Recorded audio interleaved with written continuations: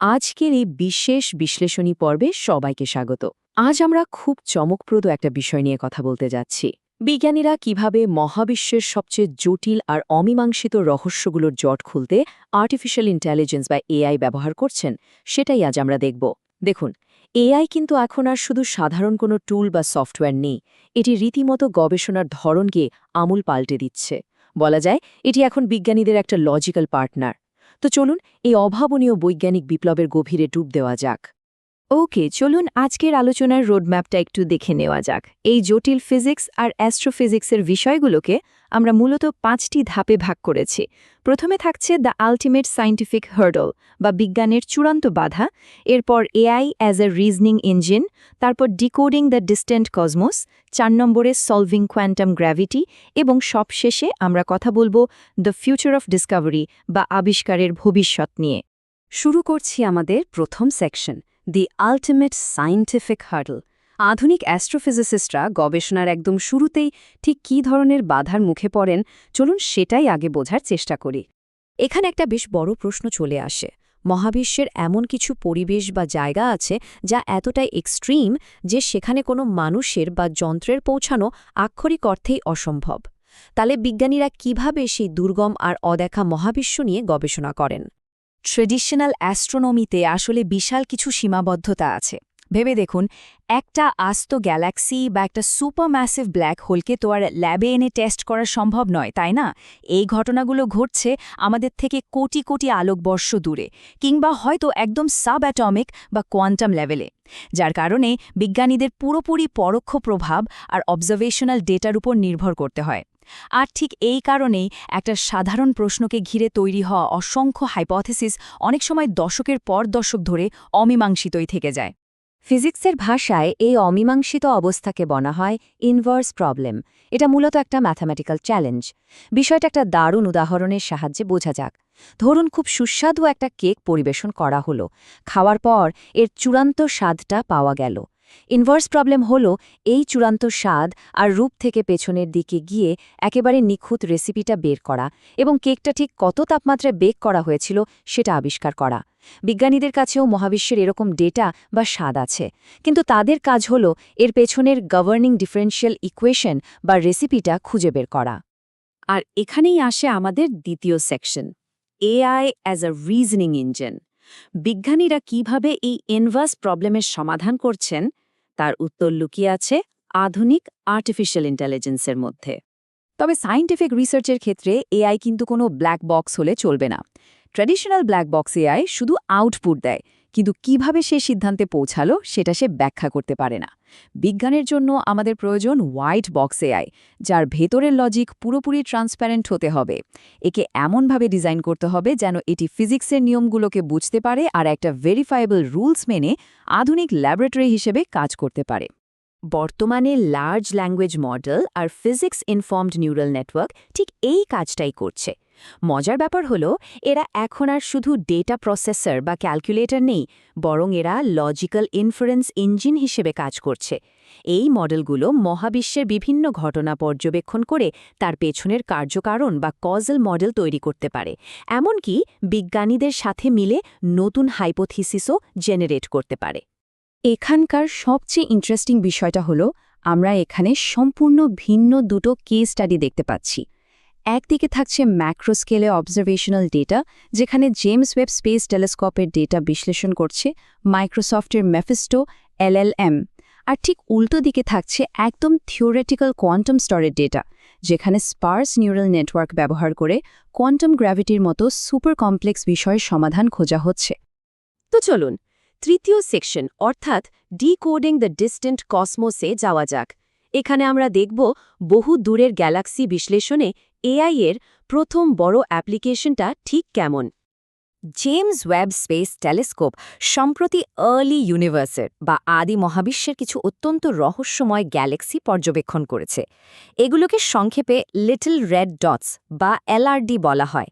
এগুলো লাল রঙের, আকারে বেশ ছোট বা কম্প্যাক্ট, আর এদের এনার্জি ডিস্ট্রিবিউশন দেখতে একদম ভি আকৃতির। এই লিটল রেড ডটসগুলো আসলে কি? এগুলো কি শুধুই ধুলোয় ঢাকা গ্যালাক্সি যেখানে নতুন তারা জন্ম নিচ্ছে, নাকি এগুলো এক একটা সুপার ম্যাসিভ ব্ল্যাক হোল? এ নিয়ে কিন্তু অ্যাস্ট্রোফিজিসিস্টদের মধ্যে জোর বিতর্ক চলছে। আর এই রহস্য সমাধানে কাজ করছে মাইক্রোসফটের মেফিস্টো। এটি মূলত একটা ইটারেটিভ প্রসেস বা ট্রি সার্চ ফ্রেমওয়ার্ক ব্যবহার করে একজন সায়েন্টিস্টের মতো যুক্তিকভাবে চিন্তা করে। প্রথমেই এটি ফোটোমেট্রিক ডেটা অ্যানালাইজ করে, এরপর সম্ভাব্য কিছু ফিজিক্যাল মডেল প্রপোজ করে। যদি মডেলের সাথে ডেটার কোনো অমিল বা ডিসক্রিপেন্সি থাকে, তবে সেটা সে নিজেই ধরে ফেলে এবং বারবার পর্যালোচনার মাধ্যমে নিজের এক্সপ্ল্যানেশনটাকে রিফাইন করে বা নিখুঁত করে তোলে। এই পুরো প্রসেসে মেফিস্টো সিগাল নামের একটা স্পেকট্রাল সিমুলেশন প্রোগ্রামের সাথে ন্যাচারাল ল্যাঙ্গুয়েজে ইন্টারঅ্যাক্ট করে।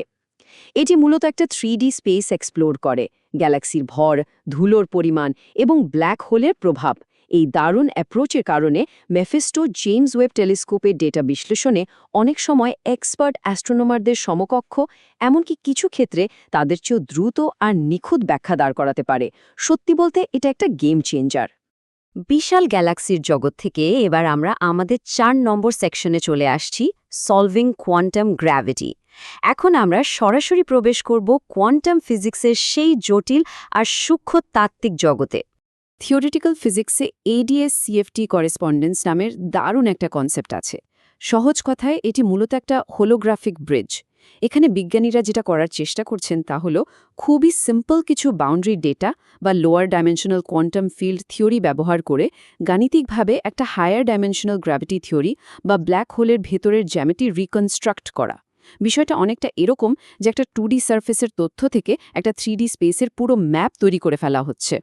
ঠিক এই জায়গাতে AI এর ম্যাজিক শুরু।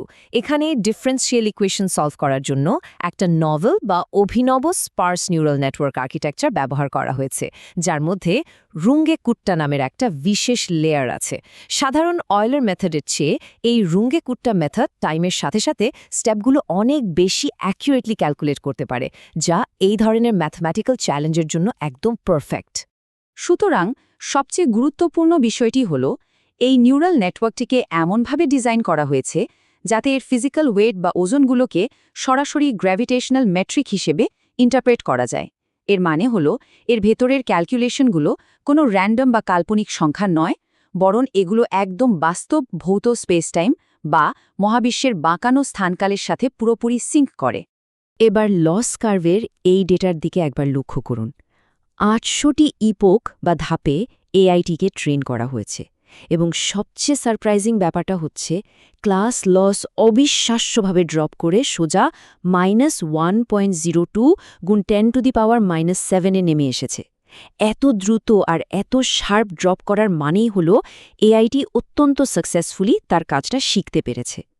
আর এই অ্যাকুরেসি কার্ভ চমৎকারভাবে তুলে ধরে যে কিভাবে নির্ভুলতার হার একদম পারফেক্ট 1.0-তে পৌঁছে গেছে। ডেটাটা দেখুন, একদম শীর্ষে উঠে সোজা ফ্ল্যাট হয়ে গেছে। এর মানে হল এআই সফলভাবে একটি বিটিজেড ব্ল্যাক হোলের জ্যামিতি বা জিওমেট্রি পুনর্গঠন করতে পেরেছে, যা একটা সময় মানুষের পক্ষে প্রায় অসম্ভব একটা গাণিতিক চ্যালেঞ্জ বলে মনে করা হতো। আমরা আলোচনার একদম শেষ ধাপে অর্থাৎ 5 নম্বর সেকশনে চলে এসেছি, দ্য ফিউচার অফ ডিসকাভারি। মহাকাশের গ্যালাক্সি এবং কোয়ান্টাম স্তরের ব্ল্যাক হোল, এই দুই ক্ষেত্রেই এআই এর যুগান্তকারী অর্জন তো আমরা দেখলাম, কিন্তু ভবিষ্যতে এর সামগ্রিক ইম্প্যাক্টটা আসলে কি হতে যাচ্ছে? এখানে একটা চমৎকার কোট বা উদ্ধৃতি আছে, যে কোনো ফিজিক্যালি ইন্টারপ্রিটেবল এআই এর ক্ষেত্রে এআই আর্কিটেকচারের ওপরই উপযুক্ত ভৌত শর্ত বা ফিজিক্যাল কন্ডিশন আরোপ করা প্রয়োজন। বিষয়টা একটু ভেবে দেখার মতো। এআই কেবল তখনই রিয়ালিটি বা মহাবিশ্বের এই গভীর সত্যগুলো আনলক করতে পারবে যখন এর মূল কাঠামোকে স্বয়ং ফিজিক্সের ফান্ডামেন্টাল রুলস দিয়ে শক্ত করে বেঁধে দেওয়া হবে। চলুন দেখি কিভাবে এটি কাজ করে এবং একটা নতুন প্যারাডাইম তৈরি করে। আমরা কিন্তু এখন সায়েন্সের এক সম্পূর্ণ নতুন যুগে প্রবেশ করছি। বিজ্ঞানীরা এখন এআইকে শুধু একটা ডেটা প্রসেসর হিসেবে দেখছেন না, বরং এটি এখন তাদের এক সত্যিকারের কোল্যাবোরেটিভ পার্টনার। ন্যাচারাল ল্যাঙ্গুয়েজের মাধ্যমে এখন নলেজ ট্রান্সফার করা যাচ্ছে। মানুষের হিউম্যান ইনটিউশনের সাথে যখন মেশিনের রিজনিং পাওয়ার মিলে যায়, তখন প্রচলিত মডেলের বাইরে গিয়েও নতুন নতুন আবিষ্কারের পথ খুলে যায়। বহুদূরের গ্যালাক্সি থেকে শুরু করে কোয়ান্টাম গ্র্যাভিটির জট খোলা সবকিছুতেই এআই আজ এক নির্ভরযোগ্য রিজনিং পার্টনার হয়ে উঠেছে।